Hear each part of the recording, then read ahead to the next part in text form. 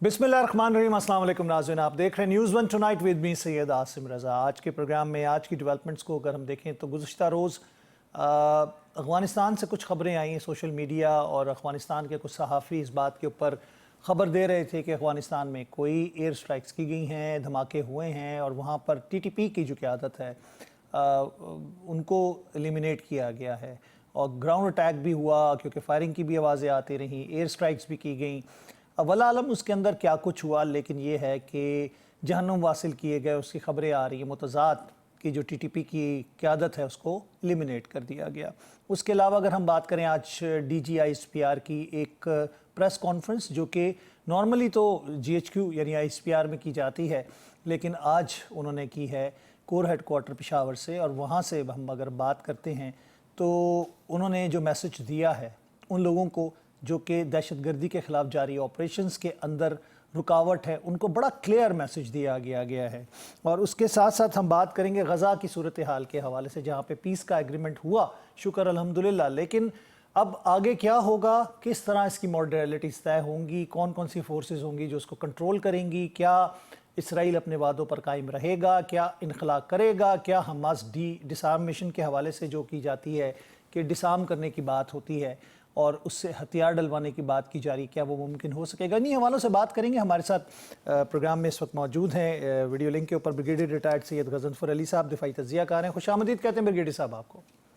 Thank you very much Asim, बहुत शुक्रिया। Brigade साहब, हम बात कर रहे हैं गुज़श्ता रोज़ होने वाले वाक़े की, जो अफ़गानिस्तान से मुतज़ाद ख़बरें आ रही थी और अभी तक कोई कन्फर्मेशन ना अफ़गान गवर्नमेंट की जानिब से आई है ना पाकिस्तान की तरफ से। पाकिस्तान पे क्योंकि इल्ज़ाम लगाया जा रहा है कि शायद पाक फ़ज़ाइया के जेट से जिन्होंने स्ट्राइक्स की हैं। अगर हम देखते हैं नूरमली महसूद के हवाले से और उसकी दूसरी जो टॉप लीडरशिप है, 2-3 लोगों के नाम लिए गए हैं, अगर वो एलिमिनेट हो गए हैं तो इसका कितना फ़ायदा होगा पाकिस्तान को? अगर तो बहुत बहुत शुक्रिया, अगर तो एलिमिनेट हो गए हैं तो अल्लाह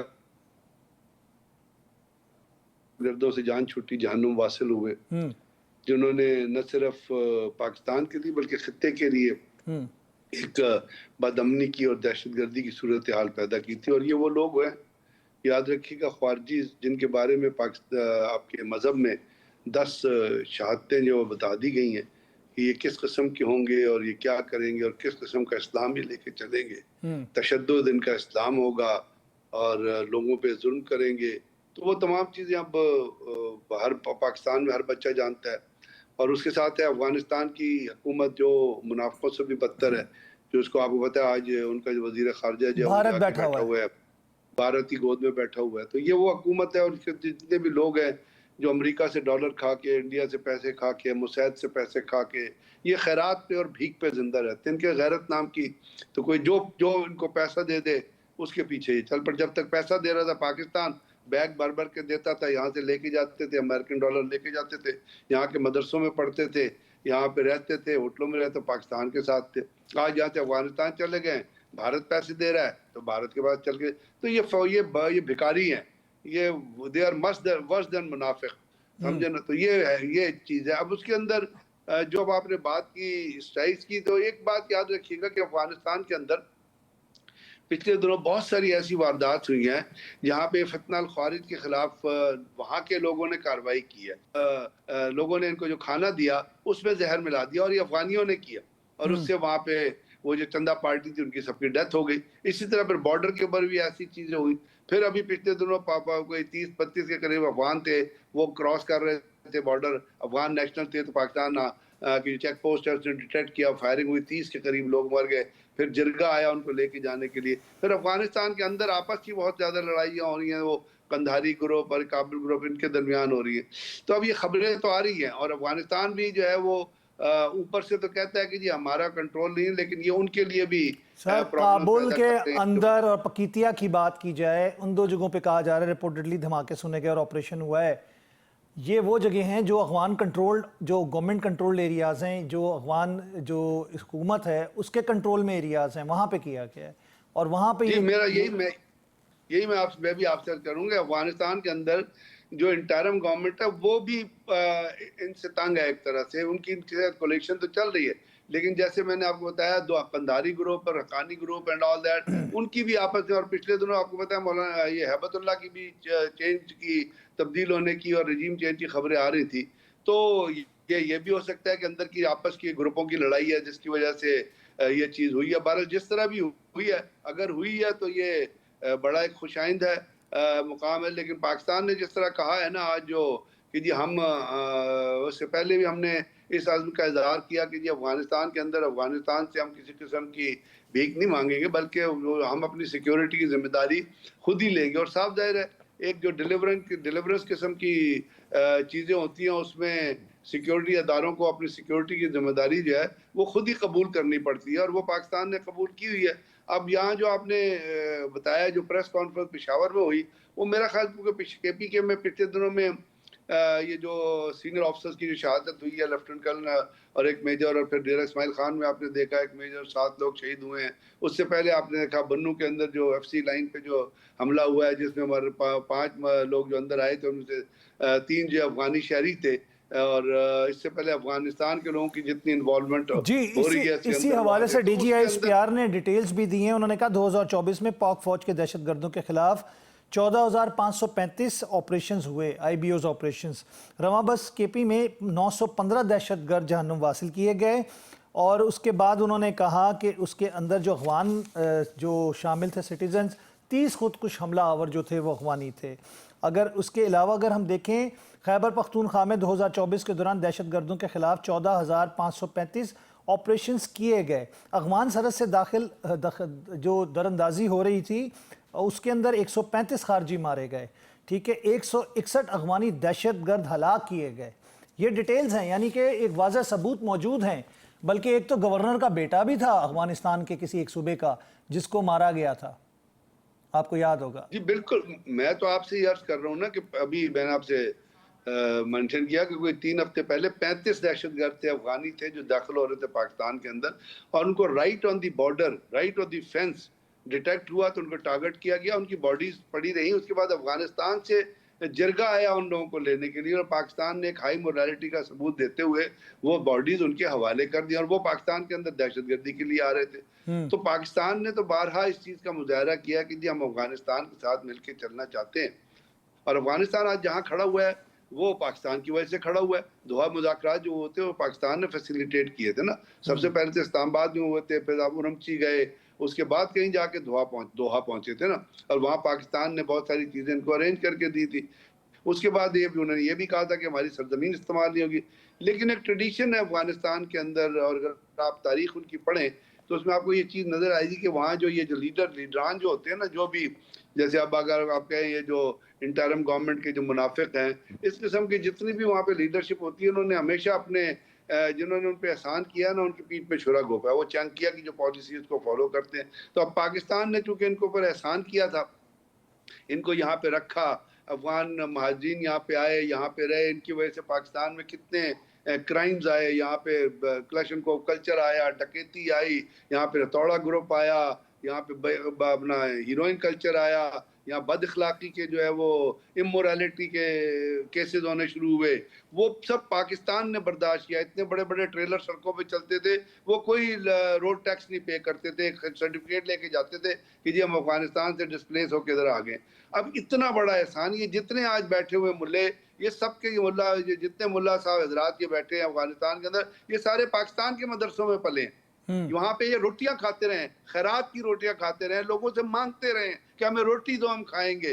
तो अब ये इसके बाद भी अगर कोई शख्स जाके भारत में जाके हिंदू की तो आप उसके करेक्टर का खुद ही अंदाजा लगा लीजिए ना कि वो किस इखलाकी करेक्टर का माल है, उनकी मोरालिटी क्या है, उनका बिलीफ क्या है। और आपको पता है जब जाके अजीत कुमार डेविल से ये मिलेगा, जो इनका फॉरेन मिनिस्टर गया हो, तो अजीत कुमार डेविल ने क्या कहा था? उसने ये स्टेटमेंट दी थी कि पाकिस्तान के अंदर जो ग्रुप लड़ रहे हैं वो रिलीजियसली मोटिवेटेड नहीं है, वो मर्सिनरीज हैं। That statement is on record. जी, वो गियर शिफ्ट करने का उसने बोला था, और उसने कहा था हमने उनकी कीमत ट्रिपल कर दी है। गियर शिफ्ट करने की बात जो थी, तो ये इनकी कीमत ट्रिपल हो गई है, इसलिए दौड़ दौड़ के अफगान, ये तो पैसे के भुखारी हैं। आप यकीन करिए जितनी ये इंटरम लीडरशिप बैठी है, पैसे की पुजारी है। इनको पैसे के ऊपर दे के आप इनसे जो मर्जी काम करवा ले। अब वो चूंकि मुसैद इनको पैसे दे रही है, रॉ इनको पैसे दे रही है, इनको वहां से फेवर्स मिल रही हैं। और अभी यूएन मॉनिटरिंग टीम की रिपोर्ट आपके नजर से गुजरी होगी, उन्होंने बड़ा कैटेगोरिकली कहा है कि अफगानिस्तान के अंदर जो इंटरिम हुकूमत है ये ऑपरेशनल स्पेस प्रोवाइड कर रही है, ये जो फितनल ख्वारे जो फितनल हिंदुस्तान है उनको लॉजिस्टिक दे रही है, उनको पैसे दे रही है, और ये चीजें जो है ये ऑन रिकॉर्ड जो है मौजूद हैं। इसके साथ साथ आपने देखा कि मॉस्को फॉर्मेट के जो इजलास हुआ 4 दिन पहले, जो 9 कंट्रीज ने शिरकत की है उसमें पाकिस्तान, ईरान, चाइना और रशिया भी था।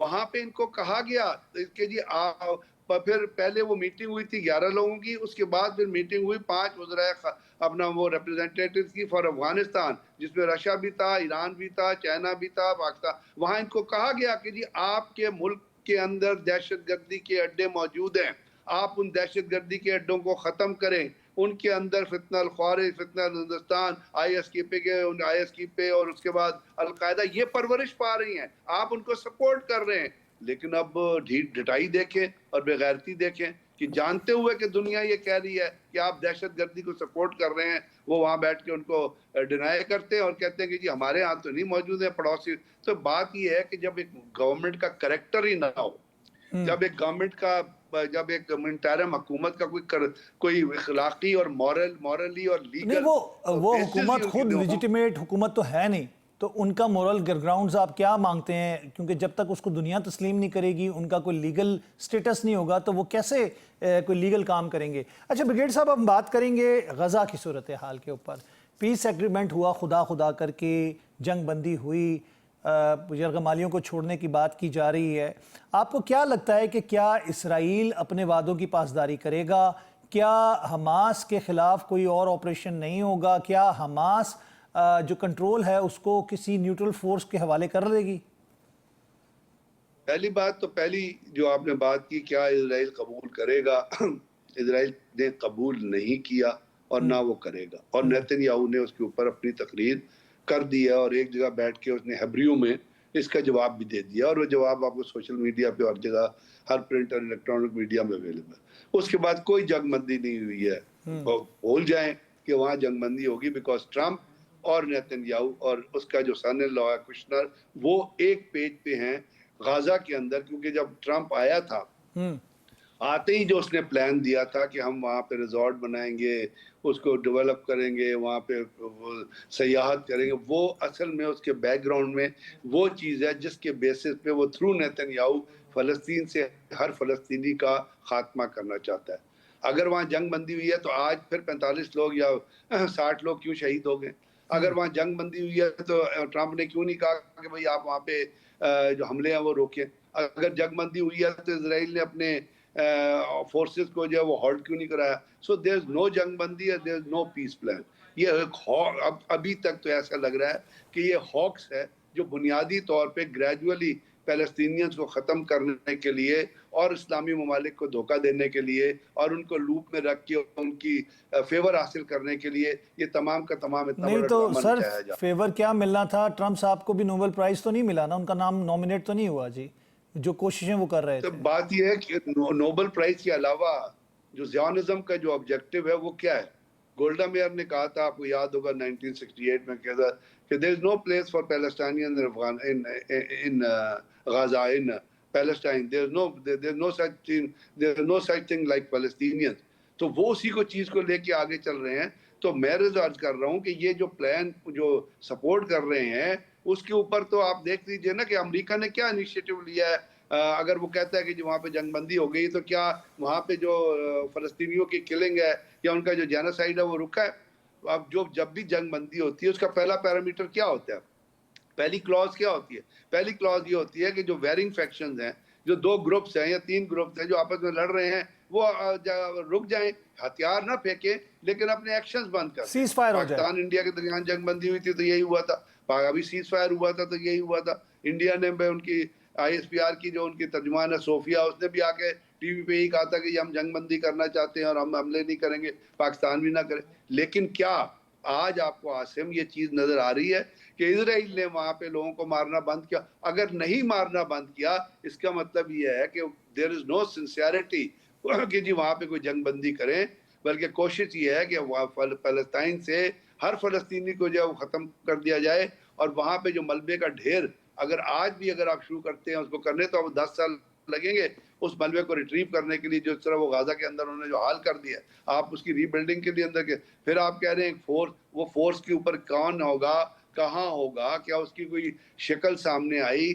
उसके बाद आप एक दुनिया का सबसे बड़ा जो कॉम्प्रोमाइज्ड आदमी है, सबसे बड़ा जो झूठा आदमी है, टोनी ब्लेयर, उसका नाम देते हैं आपके जी, वो आके उस फोर्स को लीड करेगा। तो उसने तो और तबाही करनी है उस फोर्स के अंदर। वो तो खुद एक झूठ बोल चुका है पूरी दुनिया से, बुश के साथ मिलके। बुश ने भी झूठ बोला था, उसने भी झूठ बोला था जब उन्होंने कहा था कि इराक के पास वेपन्स ऑफ मास डिस्ट्रक्शन है और हम अमेरिका को ज्वाइन कर रहे हैं इराक पे हमला, जिसने उसको झूठा, लफाजी और अपना बुश को भी और उसको भी हिपोक्रेट करार दिया।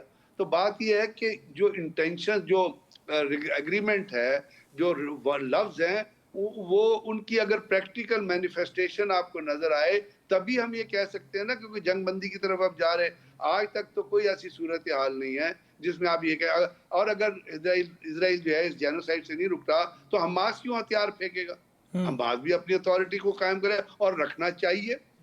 तो आपको हमास क्या को भी लगता अपने है हमले शुरू करने ब्रिगेडियर चाहिए, साहब, आपको Israeli defence forces.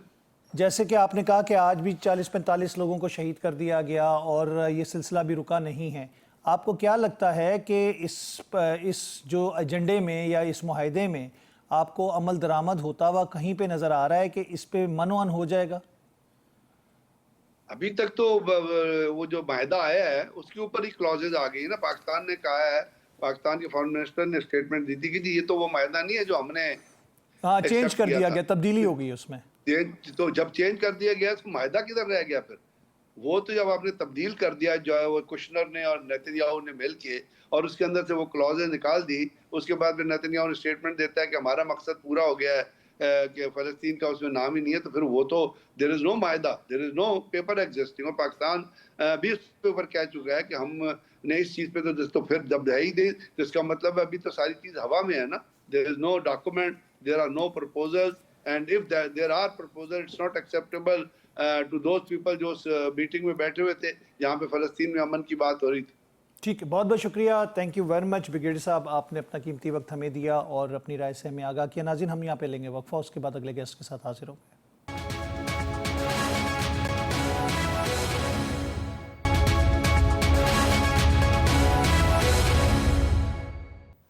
Welcome back नाज़रीन, एक दफ़ा फिर खुशामदीद कहेंगे और हम प्रोग्राम के इस हिस्से में दावत हमने दी सेनेटर नासिर हुसैन भट्ट साहब को, हमारे साथ मौजूद है वीडियो लिंक पे सीनियर रहनुमा मुस्लिम लीग नून के। अस्सलाम वालेकुम नासिर साहब, क्या हाल है आपका? नासिर साहब, ये बताइएगा कि आज भी DGI-SPR की प्रेस कॉन्फ्रेंस थी और जिस तरह इशारे दिए गए खैबर पख्तूनख्वा हुकूमत की जानिब से, यानी कि उसकी जानिब इशारा किया गया कि दहशतगर्दों को सहूलतकारी की जा रही है। अगर हम बात करते हैं, इस वक्त एक ऐसा एक्शन लिया गया है जिसमें वहाँ के वज़ीर आला को चेंज करने की बात की गई है और एक शख्सियत जिसके बारे में मुतनाज़ा शख्सियत हैं उनको लाने की बात की जा रही है, कैसे देखते हैं आप?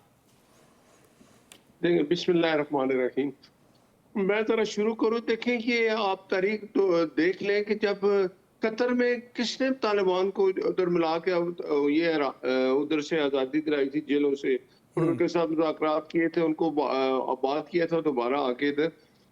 बात यह है कि उसका दिमाग, जिसका नाम इमरान न्याजी है, उसका अभी तक यही दिमाग चल रहा है कि मैंने पाकिस्तान में अमन नहीं आने देना, सुकून नहीं आने देना। जब कोई इस तरह की बात होगी, आप उसके देख लें कि जब कोई गैर मुल्की या इस तरह के दूसरे मुल्कों से लोग आते हैं, कोई वज़ीर आज़म आता है, कोई सदर आता है, तो इसने एहतजाज की कॉल दे देनी है, इसने रेड जोन में जाने की कोशिश करनी है, इसने पार्टी को कहना जाओ जी वहां जाके एहतजाज करो। और KPK में जितनी दहशतगर्दी है, हमेशा तो चाहिए कि सुबह जब वफाक कोई फैसला करता है तो सब सूबों की जिम्मेदारी होती है कि उसी चीज को फॉलो करें जो एक अगर वफाक उसके लिए कोई बनाता है एक हिकमत अमली, तो उस पर अमल सब करें। ये देखें अब कि जो कुछ इधर हो रहा है, KPK में हो रहा है, और अभी उसने इस वज़ीर आला को चेंज किया और जानबूझ के एक ऐसी चीज पैदा की, डिस्टर्बेंस पैदा की, और उस बंदे को नामजद कर रहा है जिसके बारे में खुद उस KPK के लोग या वो कह रहे हैं जी कि ये तो इसको साथ अगर वो ये इंस्ट्रक्शन दे कि आपने वफाक की बात नहीं माननी, अपनी मर्जी करनी है। और मैं जो KPK का वज़ीर-ए-आला है गंडापुर, उसको इसलिए हटा रहा हूँ कि वो वफाक का साथ दे रहा है दहशतगर्दी में। जब वो कोई काम करता है तो उनका सहूलत कार, भाई ये क्या आप कर रहे हो? ये आप दुनिया को समझ आ जानी चाहिए, पाकिस्तान को, उन लोगों को जिनके दिमाग में भी यही है। ये नया पाकिस्तान बना रहा था, ये तबाही कर रहा है। तो मेरा नहीं ख्याल कि इस तरह की कोई चीज होगी। ISPR का बड़ा खुला मैसेज है कि भाई दहशतगर्दी को खत्म करने के लिए हम उनको हमारा हमसाया मुल्क अफगानिस्तान है, उससे साथ हमारे अच्छे ताल्लुकात हैं, लेकिन हम ये कभी नहीं बर्दाश्त करेंगे कि कोई दहशतगर्दी करके फिर वो अफगानिस्तान चला जाए। अफगानिस्तान हुकूमत को पहले बताया जाता है कि ये लोग हैं, इनका अकेला काम करें, नहीं तो फिर अपने पाकिस्तान को, अपनी पाकिस्तानी अवाम को, उनको इन दहशतगर्दों से महफूज करने के लिए फिर किसी जगह भी जाके आप उन दहशतगर्दों को ख़त्म करेंगे, ये हमारा राइट है। अच्छा नासिर साहब, ये बताइएगा कि अली अमीन गंडापुर को तब्दील करना मुतनाज़ है या जिस शख्सियत को नामजद किया गया वो मुतनाज़ है? क्योंकि हमने देखा था कि अली अमीन गंडापुर के साथ भी मामलात कुछ तय नहीं हो पा रहे थे, ना ही हुकूमत के, ना ही अगर हम बात करते हैं इस्टेब्लिशमेंट के। तो वो भी आप देख लें, अदालतों में चक्कर लगा रहे थे, उनके वारंट गिरफ्तारी आ जाते थे, उनके खिलाफ एक बयानिया बन जा रहा था, उनको अली अमीन गंडापुर कहा जा रहा था। तो अब आपको लगता है कि ये ऑप्शन बेहतर थी जो कि अब अनाउंस किए वो बेहतर है?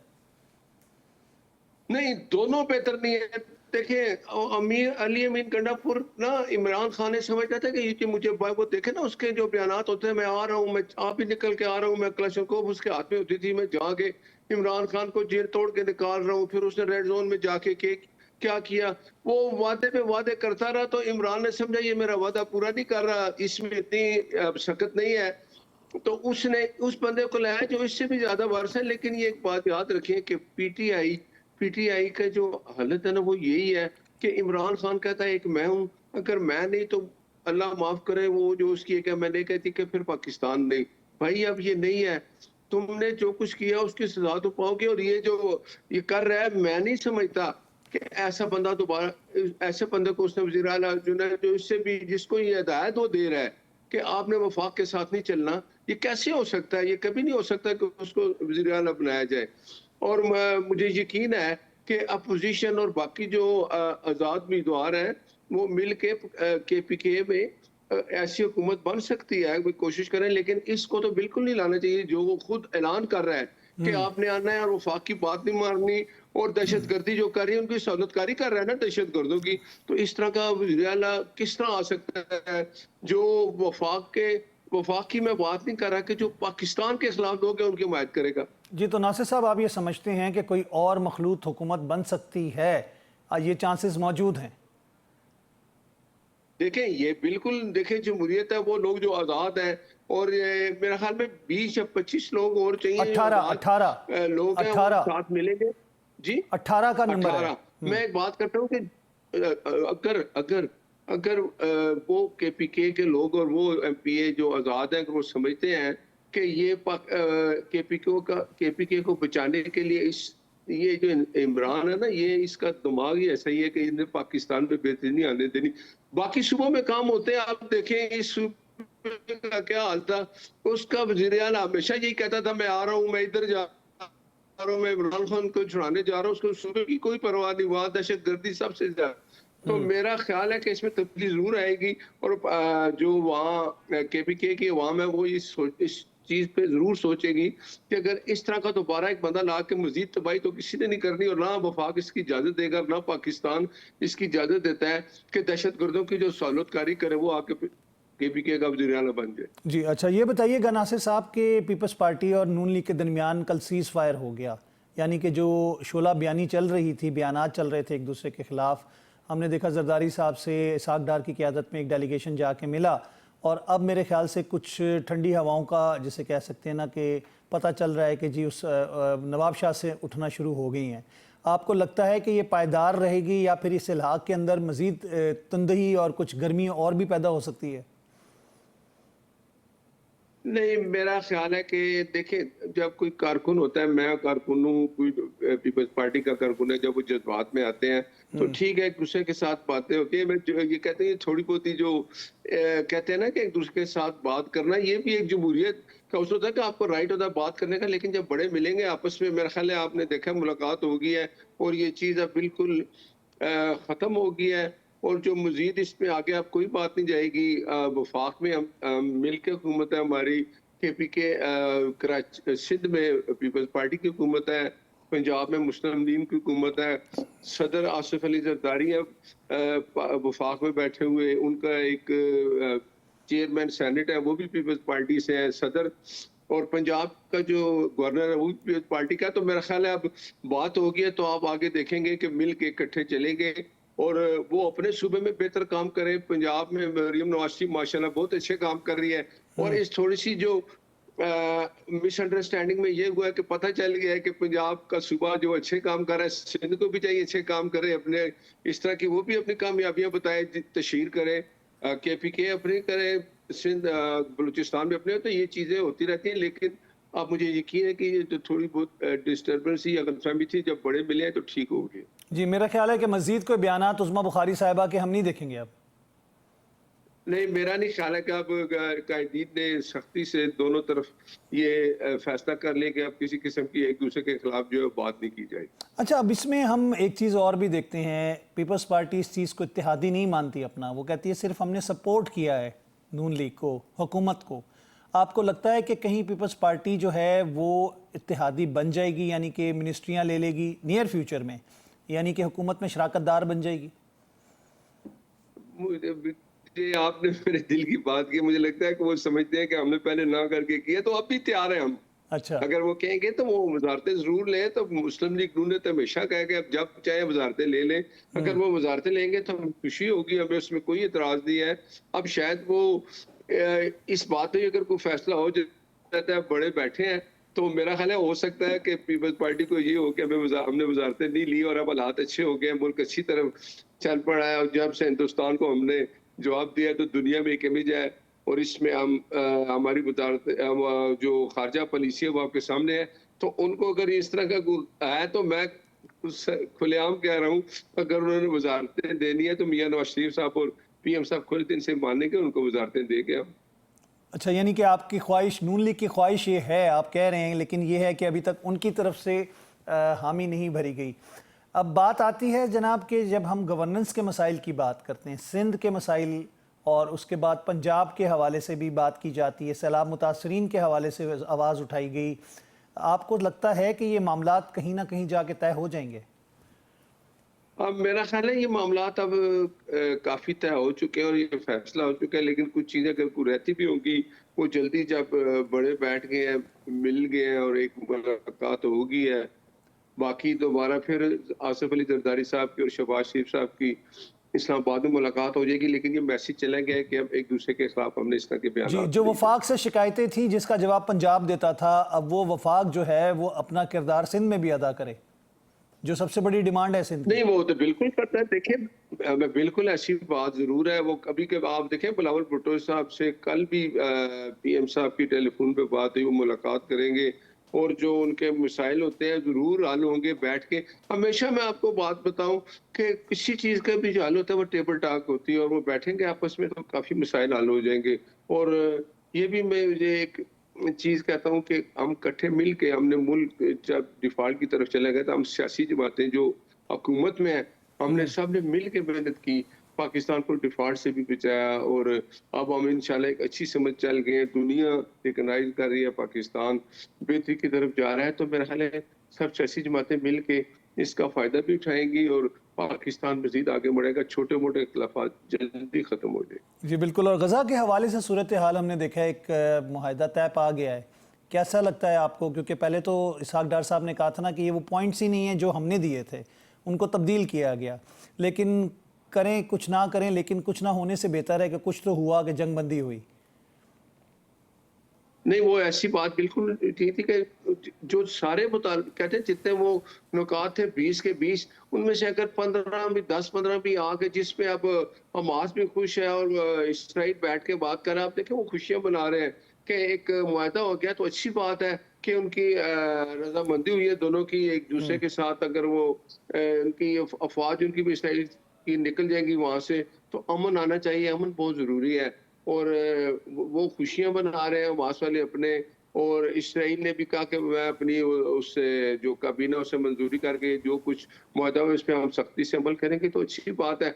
आगे देखते हैं, जब तक वो अमल करते रहेंगे हम सब उसके इस पे खुश है कि इसराइल यहाँ से निकले और अपनी जगह चले जाए। हमास वालों का देखें, एक वो इतनी जाने चली गई, बच्चे शहीद हो गए, 67,000 अच्छा मुआहदा हो गया जी। 67,000 शोहदा की तादाद है अभी तक की, और उसमें ज़्यादा जी। तादाद बच्चों और औरतों की है। नासिर साहब, पाकिस्तान ने क्या किरदार अदा किया? पाकिस्तान के इस किरदार के हवाले से, गज़ा जंगबंदी के हवाले से आप किस तरह एलैबोरेट करेंगे कि पाकिस्तान और वो 8 ममालिक जिन्होंने ट्रंप से मुलाकात की थी, ये उसी का नतीजा है?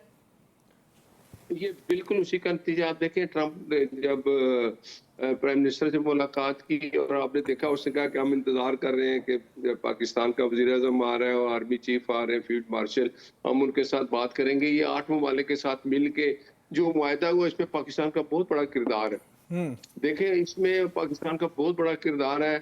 और हमने एक बात तो कायद-ए-आज़म ने भी फरमाया था कि इसराइल को हमने मानना ही नहीं है, हम तो उसको रिकॉग्नाइज करते नहीं, वो एक दहशतगर्द है वो। लेकिन ये है कि हमास के साथ मिल के बैठ के जब ये एक मुआहदा हो जाएगा, इसराइल वहां से निकल जाएगा, तो अब जितनी शहादतें होगी मजीद इस तरह की कोई बात नहीं होगी।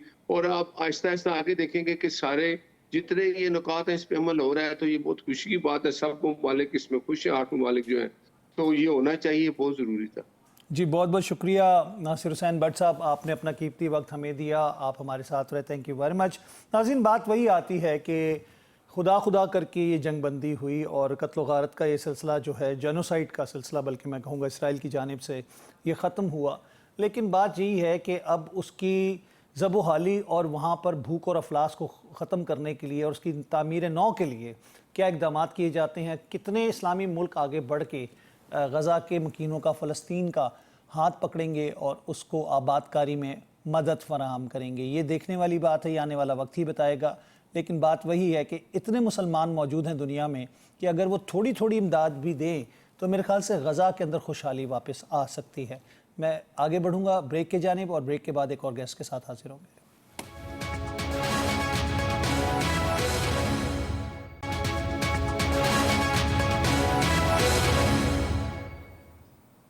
वेलकम बैक नाज़रीन, एक दफ़ा फिर खुशामदीद कहेंगे आपको प्रोग्राम न्यूज़ 1 टुनाइट में। प्रोग्राम के इस हिस्से में हम बात करेंगे KPK की सूरत हाल के हवाले से।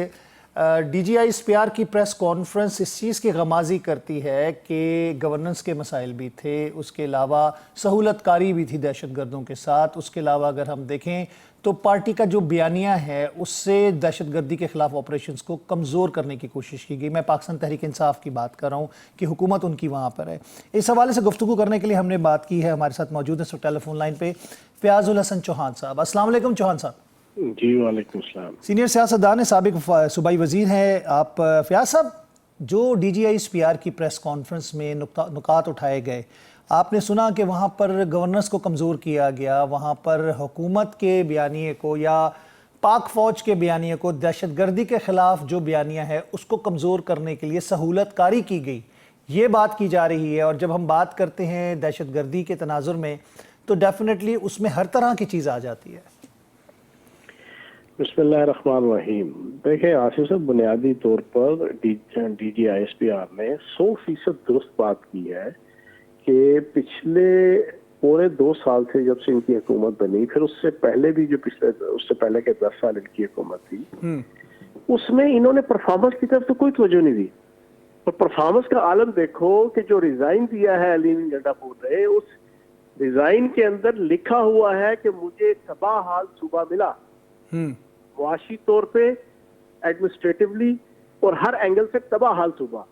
तो इनसे कोई पूछो अकल के अंधो, ये तबाह हाल सूबा किसने दिया? उससे पहले के 10 साल तो आपका इक़्तिदार, परवेज़ खटक साहब ने, हुकूमत थी, इन्हीं की हुकूमत थी ना। जी। तो कहने का मकसद ये है कि इनका मौजूदा जो वजीर आला अभी जो फारिग हुआ है उसने गवाही दे दी कि पिछले 12 सालों में इस सूबे को तबाह कर दिया गया। क्या साहब क्या वाकई में फारिग हो गया है? मेरा एक सवाल है मासूमाना सा। नहीं, वो तो फिर इस पे बाद में हम आगे डिस्कशन करेंगे। अच्छा, अभी फिलहाल में जो आपने पहला सवाल पूछा, अच्छा, फिर उसके बाद यहाँ पर जो दहशतगर्दी को परवान चढ़ाया गया 2021 के अंदर, specially general Bajwa, general Faiz और आपका उनका सरपरस्त के तौर पे जनाब वजीर आजम बानी तहरीक इंसाफ, इन्होंने मिलकर यहाँ पर दहशतगर्द लाए गए। ठीक है जी, 50,000 से ज्यादा इंटेंशनली लाए गए, पर्पसली लाए गए, पूरी तसल्ली और तशक्की से लाए गए। एक तो वो अजाब। फिर उसके बाद अब जब से ये नकदा कोका की तहरीक चली है, इनका नेक्सस बन चुका है टीटीपी के साथ, इंडियन रॉ के साथ, इजराइल की मोसाद के साथ और मुल्क दुश्मन ताकतों की डीप एजेंसीज के साथ। और उसमें वाज़ेह तौर पे आपका बानी तहरीक इंसाफ जेल के अंदर से बैठ के वो बयानात दिलवा रहा है अपने एक्स अकाउंट पे कि टीटीपी हमारी है, दहशतगर्द हमारे हैं, अफगानिस्तान हमारा है, लेकिन पाक फौज हमारी नहीं है। हर रोज शहीद होने वाला कर्नल हमारा नहीं है, हर रोज शहीद होने वाला मेजर नहीं है, हर रोज शहीद होने वाला अफसर और जवान, उसके हवाले से इनका कोई दिल नहीं धड़कता। इनका दिल धड़कता है कि जनाब दहशतगर्दों को बचाओ, ऑपरेशन मत करो। सुबह दोपहर शाम अली अमीन गंडापुर को इंस्ट्रक्शन दी गई, खबरदार किया गया कि तुमने रियासत के रास्ते की रुकावट बन के केपीके के अंदर दहशतगर्दों के खिलाफ होने वाले ऑपरेशन को नहीं होने देना। अब आप बताओ पीछे क्या रह जाता है? तो मैं ये समझता हूँ कि डीजी आईएसपीआर ने बिल्कुल ठीक निशानदही की है कि पीटीआई और टीटीपी पीटीआई का मिलिटेंट विंग बन चुका है और पीटीआई जो है वो टीटीपी की पॉलिटिकल विंग बन चुकी है। ये सूरत हाल है। अच्छा फयाज साहब, इसमें हम जो नुकात हैं उसमें अफगानिस्तान के हवाले से कुछ खबरें ऐसी सोशल मीडिया पे और घूम रही हैं कि कल कोई ऑपरेशन भी किया गया और काइनेटिक कोई ऑपरेशन था, ग्राउंड अटैक भी था, एरियल अटैक भी था। कुछ वहाँ से वीडियोस ऐसी दिखाई जा रही हैं कि शायद जहाज़ आए और उन्होंने अटैक किया।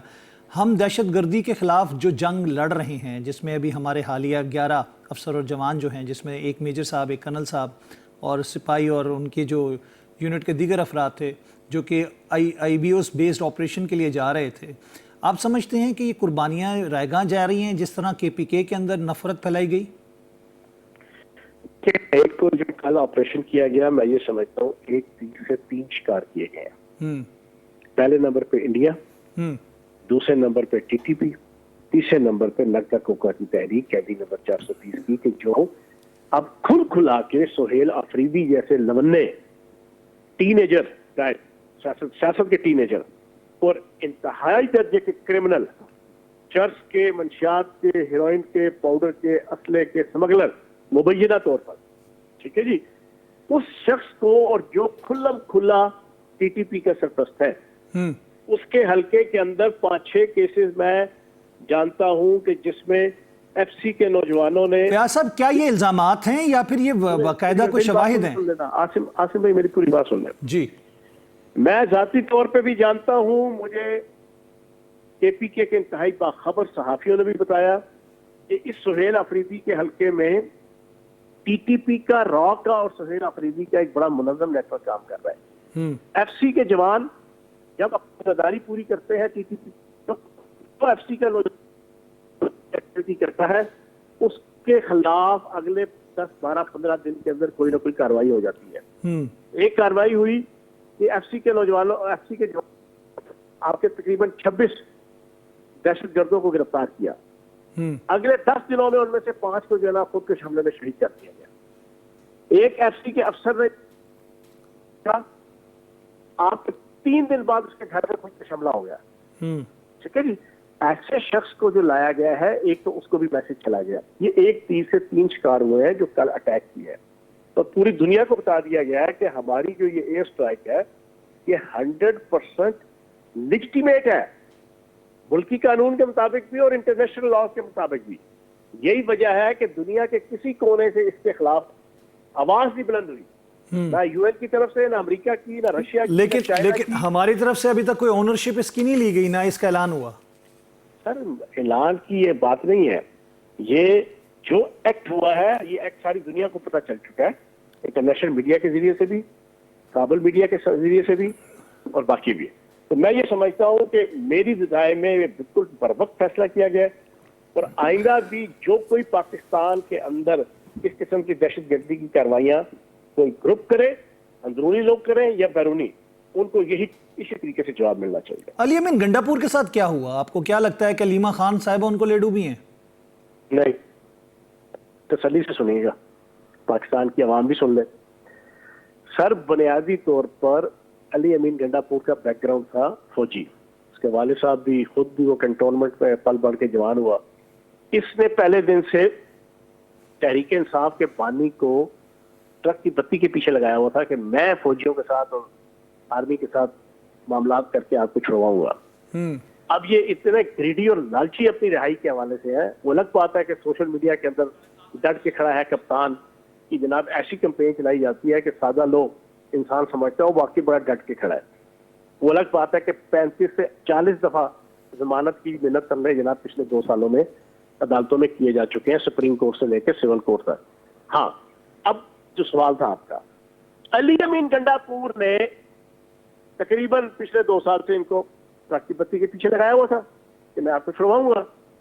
हुआ ये कि जो लास्ट मीटिंग हुई, उस लास्ट मीटिंग में अली अमीन गंडापुर ने वाज़ेह तौर पे बानी तहरीक इंसाफ को कह दिया कि जनाब आप 1.5 से 2 साल के अंदर बाहर नहीं आ सकेंगे।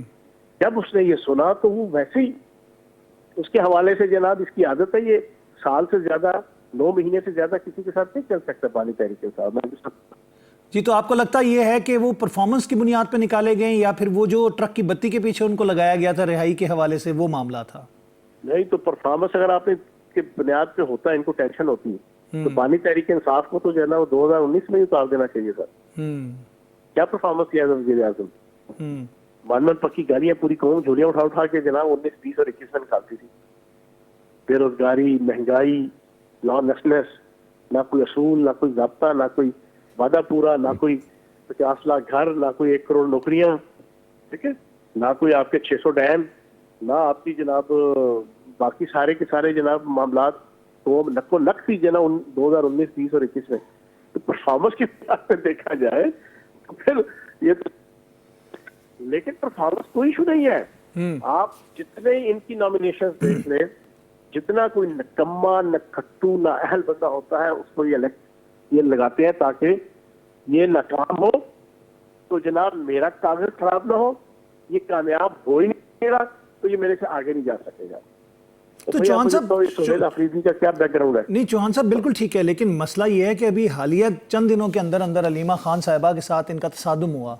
तसादुम का लफ्ज़ मैं इसलिए इस्तेमाल कर रहा हूँ कि जिस तरह का बयानात दिए गए और जिस तरह अलीमा खान साहिबा ने उसका रिप्लाई दिया और जिस तरह मीडिया के सामने उन्होंने बातें की, तो लग यही रहा था कि चंद दिन के मेहमान हैं।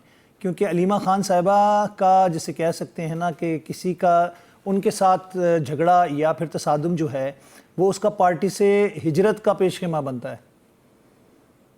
ये बात ये है कि जनरल आसिम मुनीर साहब ने एज अ DG ISI इनकी बीवी करतूतें और करप्शन पे नकाब की थी उनके सामने जाके, तो जनाब उनको इतवार के दिन ऑफिस खुलवा के फारिग कर दिया गया था।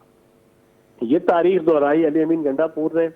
उसने इनकी बहन की माली और सियासी करप्शन जनाब इनके सामने खुदी, तो बानी तहरीक इंसाफ ने अली अमीन गंडापुर को फारिग कर दिया।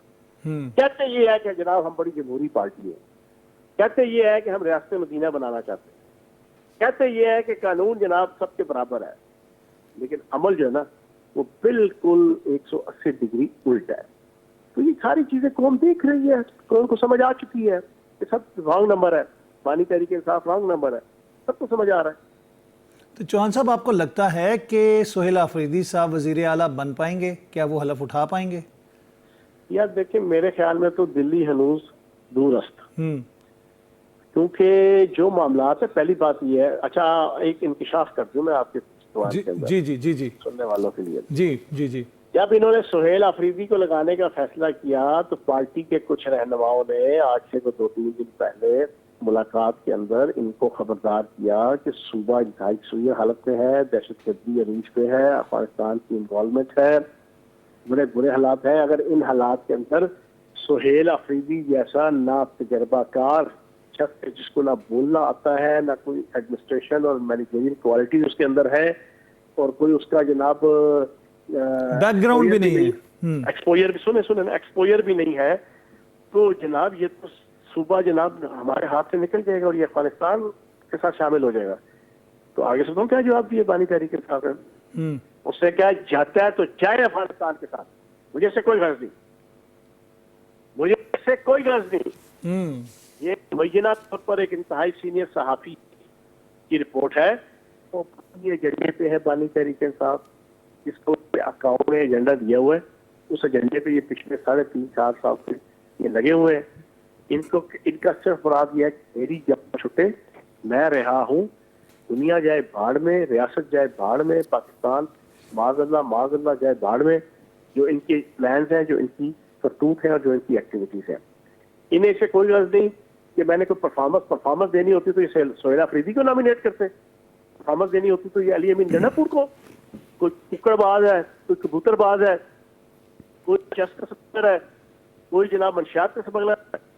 जब आप ऐसे लोगों को अपना सूबे का नंबर 1 चीफ एग्जेक्टिव बनाएंगे तो जैसे आपके इरादे पता चल जाते हैं। आपके इरादे परफॉर्मेंस को शो करना तो नहीं है, आपके इरादे नेकनामी हासिल करना तो नहीं है, आपके इरादे अफरा तफरी फैलाना, छीना छपटी फैलाना, मारा मारी फैलाना, साइफुल मलूकी फैलाना, रियासत से बगावत करवाना, KPK की आवाम को रियासत का बागी करवाना, आपके इरादे तो ये हैं, आपके प्लान तो ये हैं, उसके मुताबिक तो ठीक फैसले कर रहे हैं।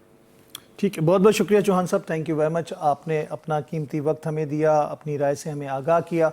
नाज़रीन, बात आती है पाकिस्तान की सालमियत और पाकिस्तान की बका के हवाले से, और जब भी हम बात करते हैं पाकिस्तान के ऊपर उठने वाली हर उंगली और हर आँख के हवाले से, तो हमारी पाक अफवाज, हमारे पाक फ़ौज के जवान अफसरान अपने खून से कुर्बानियाँ देकर इस ज़मीन को ना सिर्फ ज़रखेज़ करते हैं बल्कि आबगियारी करते हैं, और इसके दिफा के लिए इंच के हिस्से के दिफा के लिए अपनी जानों का नजराना पेश करते हैं। तो हम कोई भी काम करने से पहले ये ज़रूर सोचें, और कोई भी बात करने से पहले ये ज़रूर सोचें कि हमारे दिफा में खड़ी अफवाज जो हैं उनका हौसला कमज़ोर करने से हम इस मुल्क को कमज़ोर करेंगे, और हम अपने मुल्क के अंदर जो हमारे हाथ में चीज़ मौजूद है या फिर हम जिस अंदाज़ में अमल करते हैं उससे कोई इसके मकासद को ठेस पहुँचे तो हम अपने आप को कमज़ोर कर रहे हैं। मैं चाहूँगा आपसे इजाज़त, अल्लाह ने के बाद।